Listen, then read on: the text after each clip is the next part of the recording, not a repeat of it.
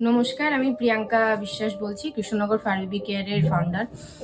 আজকে একটা জিনিস নিয়ে বলবো। এই জিনিস প্রায়শই আমাদের সাথে ঘটে, কিন্তু আমরা কোনোদিন প্রয়োজন মনে করিনি যে এটা নিয়ে কথা বলতে হবে। তো আজকে বলছি। আমরা আমাদের এই যে গ্রুপটা রয়েছে, এটার 3জন মেম্বার, তার মধ্যে 2জন অ্যাক্টিভ মেম্বার। অ্যাক্টিভ মানে যারা মেডিকেল ট্রিটমেন্ট করতে পারে, বাচ্চাদের হাতে করে ট্রিটমেন্ট দিতে পারে, আর একজন সাপোর্টিভ মেম্বার আছে। আর আমরা 3জনেই কিন্তু কাজ করি, মানে 3জনেই আমরা অফিস ওয়ার্ক করি। আমাদের 10টা থেকে 5টা একদম মানে বুক থাকে, তার মধ্যে আমরা কিছু করতে পারি না। ছুটির দিনগুলোতে আমরা সারাদিনই বাচ্চাদের জন্য সময় দিই। এবার অফিস করার পর সকালে দিকে আর অফিসের পর বিকেলের দিকে আমরা ট্রিটমেন্টগুলো করতে পারি।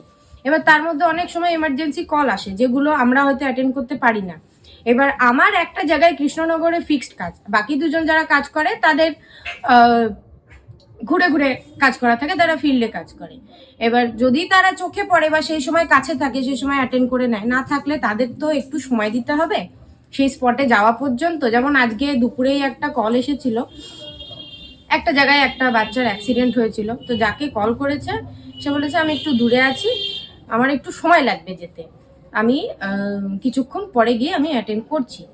এবার ফট করে তিনি একটা কথা বলেন যে আপনাদের কি এই ও বলে ভাইটা বলেছে যে আমাদের আর কোনো লোক নেই, আমরা একাই। উনি জিজ্ঞেস করছেন আপনি কি একাই? বলেছে হ্যাঁ আমি একাই। বলছে তাও বললেন যে তাহলে আপনারা শেল্টার খুলে রেখেছেন কেন, যদি আপনাদের লোকই না থাকবে? এই কথাগুলো বলার মানে কথাগুলো বলাটা যেমন খুবই ছোট মানসিকতার পরিচয়, তেমনি এই কথাগুলো বলাও উচিত না। আর এই কথাগুলোর কোনো উত্তর দেওয়ারও আমরা প্রয়োজন মনে করি না। কিন্তু তাও একটা জিনিস বলতে হয় যে আপনি যেমন দেখেছেন আপনার সহানুভূতি বাচ্চাটার প্রতি রয়েছে, ভালোবাসেন বলে হয়তো বলেছেন বাচ্চাটার ট্রিটমেন্টের দরকার, দেখে খারাপ লেগেছে, আপনি যাওয়ার পথে আমাদেরকে ফোন করে দিয়ে চলে গেলেন, ওইটুকুতেই আপনার দায়িত্ব শেষ। তারপরে পুরোটাই আমাদের দায়িত্ব পড়ে যায়। সেখানে আমরা পেলে কোনো বাচ্চাকে তাকে সুস্থ না করা পর্যন্ত বা তার যেটাই হোক শেষ পরিণতি হওয়া না পর্যন্ত আমরা কিন্তু ছাড়ি না। যেটুকু আমরা সময় পাই সেটুকু দিয়ে আমরা পুরোটা করি। সেখানে কারুর কি এটা বলা সত্যি মানে প্রয়োজন, বা এটা কি বলা উচিত যে কেন খুলে রেখে দিয়েছেন? আমরা বিগত 5 বছর ধরে আমরা এই কাজটা করছি, আর ঠিক এইটুকু সময়ের মধ্যে দিয়েই আমরা কাজ করছি। আমরা যদি আমাদের অফিস ওয়ার্ক ছেড়ে দিয়ে পুরোটাই এর জন্য কাজ করি, তাহলে আমরা একটা কুকুরও রেস্কিউ করতে পারবো না। কারণ রেস্কিউ করার জন্য সবার আগে দরকার টাকা পয়সা, তো যেটা আমাদের আর্নিং থেকেই আসবে। যদি চাকরি আমরা ছেড়ে দিয়ে মনে করি এটাই করব, একটা সময় গিয়ে ফান্ডিং এর জন্য আমাদের হাত কিন্তু আটকে যাবে, আমরা তখন আর কিছু করতে পারবো না। আর এমন নয় যে আমাদের কোনো মানে কোনো বড় ডোনার বা কোনো ফিক্সড ডোনার আছে বা কোনো গভর্নমেন্ট সাপোর্ট আমরা পাচ্ছি এই বাচ্চাগুলোকে ট্রিটমেন্ট করার জন্য, সেরকমটা নয়। তো আপনাদের কাছে মানে রিকোয়েস্ট যে এইটা কখনো বলবেন না, কারণ আমরা যতটা করি তার যদি 1%-ও প্রত্যেকটা মানুষ যারা দাবি করে যে পশুদের ভালোবাসে, যারা পশুপ্রেমী, তারা যদি আমরা যেটুকু করি তার 1%-ও করে, তাহলে আমার মনে হয় না কোনো পশু ওরকম আনট্রিটেড অবস্থায় পড়ে থাকবে, কোনো পশু ট্রিটমেন্ট ছাড়া চিকিৎসা ছাড়া প্রাণ হারাবে। কারণ আপনি যদি মনে করেন যে আপনার একটা কল করে দিলেই আপনার দায়িত্বটা শেষ হয়ে যায়, সেটা কিন্তু নয়। আপনি উনি যিনি শুধু এই ফোনের জন্যই নয়, এরকম অনেকই ফোন আসতো, আগেও এসেছে এরকম, আর অনেক কথা শুনতেও হয়েছে। তো ধরেই নিয়েছি যে এই কাজ করতে গেলে ভালো কথা কিছু শুনবো না, সবাই খারাপই বলবে। তো খারাপ কথা শুনি, আবার সেটাকে ভুলে গিয়ে এগিয়ে যেতে হয়, কারণ ওই জিনিস ধরে বসে থাকলে আমরা যে সেবার কাজটা করছি সেটা হবে না।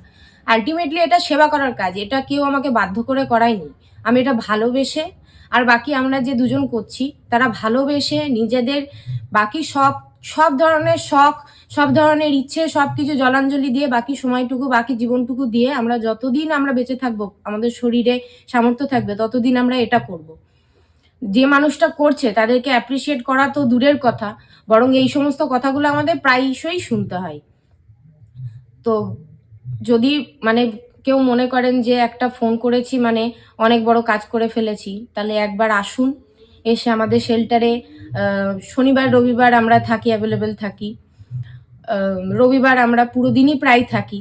একবার আসুন, এসে একবার দেখে যান একটা বাচ্চার পিছনে কতটা সময় দিতে হয়, বা একটা বাচ্চাকে ট্রিটমেন্ট করার জন্য শেল্টারের পিছনে কতটা সময় দিতে হয়, শেল্টারকে মেনটেন করার জন্য কতটা সময় দিতে হয়। আমি তো আর্থিকের আর মানে ফিনান্সিয়াল সাপোর্টের কথা আমি ছেড়েই দিলাম, সেই টাকা পয়সার জন্য তো আমরা কারোর কাছে বসে থাকি না, যদি না আমরা চাকরিটা করি। আমাদের নিজেদের পকেটের টাকা থেকেই বেশিরভাগটা চলে। এমন নয় যে আমরা হেল্প নিই না, অবশ্যই আমরা সাহায্য চাই। যখনই কেউ ট্রিটমেন্ট করাতে আসে বা কেউ ফোন করে কোনো বাচ্চার জন্য, আমরা চাই মেডিসিনের খরচ আমরা চাই, কারণ পারবো না, একটা সময় পরে গিয়ে আমরা নিজেদের পকেট থেকে কতটা করতে পারবো। কেউ সাপোর্ট করলে সেখানে আমরা যেখানে একটা বাচ্চা ট্রিটমেন্ট করতে পারতাম, কেউ মেডিসিনের টাকা দিলে আমরা দুটো বাচ্চা ট্রিটমেন্ট করতে পারবো। কারণ এমন কিছু মানুষ আছেই যারা ফোন করে বা এখানে বাচ্চা ফেলে দিয়ে চলে যাবে, বাকি সব আমাদের দায়িত্ব, আর কোনোদিন তাদের খুঁজেও পাওয়া যাবে না। তো তারা ফেলে দিয়ে একবার চলে গেছে মানে তারা আর টাকা পয়সা কিছু দেবে না বা ট্রিটমেন্টের জন্য সাপোর্ট করবে না, মানে এই না যে আমরা ট্রিটমেন্টটা ছেড়ে দেবো, তখন তো বাকিটা আমাদের দিয়েই করতে হবে। তো এটাই হচ্ছে বলার যে যা করি, যতটুকু আমরা করি, আমাদের তো মনে হয় আমরা মানে নিজেদের আয়ত্তের বাইরে গিয়ে অনেকটাই করে ফেলেছি, অনেকটাই করছিও।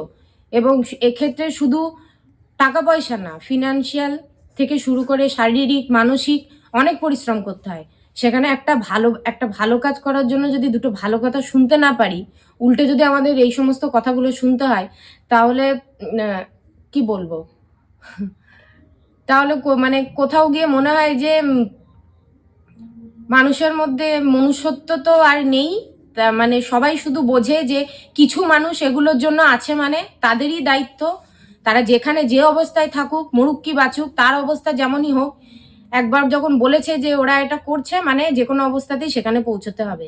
পৌঁছানোর টাইমটুকু তো দিতে হবে, যতটা আমরা পারি আমরা তো ততটা করি। তো এই কথাটা মানে এই ঘটনাটা এক্সপ্লেন করার একটাই উদ্দেশ্য যে একটা মানুষের ওপর এরকম মানে অপর একটা ব্যক্তির এরকম দাবি করা উচিত না যে আপনারা এই কাজটা শুরু করেছেন মানে আপনাদেরই করতে হবে। দায়িত্ব কিন্তু প্রত্যেকটা মানুষের, এটা একটা সিভিক রেসপন্সিবিলিটি প্রত্যেকটা মানুষের তার আশেপাশের প্রাণীগুলোকে দেখার। আমি আগেও বলেছি, এখনো বলছি, প্রত্যেকটা মানুষ যদি একটা করে পশুর দায়িত্ব নিয়ে নেয় তার আশেপাশে, তাহলে আমাদের দেশের অবস্থা এরকম হয় না। কোনো পশু না খেতে পেয়ে, না ট্রিটমেন্টের অভাবে এইভাবে মারা যায় না। তো দায়িত্ব প্রত্যেকেরই, দায়িত্ব আমাদের একার নয়। আমরা তিনজনে মিলে বলতে গেলে প্রায় 10টা মানুষের সমান আমরা কাজ করি। সেখানে র্যান্ডাম মানুষ যেতে আসতে দেখে একটা ফোন কল করে দিচ্ছে আর বলে দিচ্ছে যে পারবেন না যখন কি করতে, খুলে রেখেছেন, আসুন এসে হিস্ট্রিটা ঘাটুন। আমাদের কত বছর ধরে কতগুলো কুকুর রেস্কিউ করেছি আমরা এই 3টে মানুষ মিলে কি তৈরি করেছি, আর প্রত্যেকটা দিন কি পরিশ্রম করি এই বাচ্চাগুলোর পিছনে। শুধু ভালোবাসা তো অবশ্যই, শুধু ভালোবাসা এদের তো দিলে হবে না, তার সাথে ট্রিটমেন্ট, খাবার, একটা হাইজিন আর জায়গাটার মেনটেনেন্সেরও প্রয়োজন। তো এই কথাগুলো বলার আগে একবার একটু ভাববেন যে মানুষগুলো সত্যি কতটা করে, তাহলে সে যখন বলেছে আসবে সে নিশ্চয়ই আসবে। তারপরেও আমি আর একটা কথা বলতে ভুলে গেছি, তখন যখন ফোন করেছিল আমার কাছে, যখন ফোন এসেছিল যেরকম একটা কল এসছে, আমি তো দূরে আছি, তো আমি বললাম দেখছি কাউকে যদি পাঠানো যায় সেই জায়গাটায়। তো আমি একজনকে পাঠিয়েছি যে দেখার জন্য কি অবস্থায় আছে, সেরকম যদি হয় কতক্ষণ ওকে মানে ওয়েট করানো যাবে সেটা দেখার জন্য।